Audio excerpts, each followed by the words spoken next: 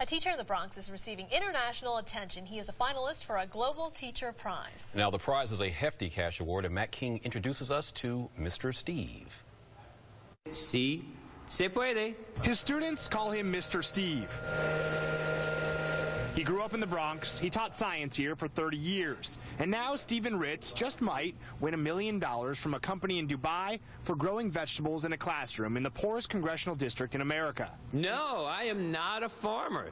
You know, literally 10 years ago, I couldn't tell you the names of 10 fruits and vegetables. Now I grow 37 kinds of fruits and vegetables in school with kids. Mr. Steve planted the seeds of his Green Bronx machine in 2005 when he tried not to plant a bed of daffodils. Someone sent me a box of bulbs, as in flower bulbs. I didn't know what they were. I hid them behind a radiator, and because I was afraid kids were going to throw them at each other. But the steam from that radiator sprouted hundreds of flowers, and Mr. Steve says those blossoms led to an epiphany.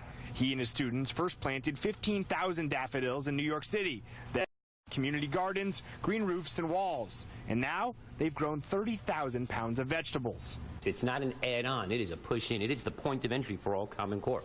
Temperatures in the teens and garden boxes full of snow make plant-based education difficult in the winter. But Mr. Steve's new National Health, Wellness, and Biodiversity Center upstairs will grow 100 bags of groceries a week, all 52 weeks of the year. I just met the Pope. We call this from hope to the Pope. Mr. Steve recently left his pension and his teaching job to grow and spread his Green Bronx machine. If he wins the Global Teacher Prize, he says he'll use his $1 million as seed money to nurture green machines in school districts across the country and throughout the world.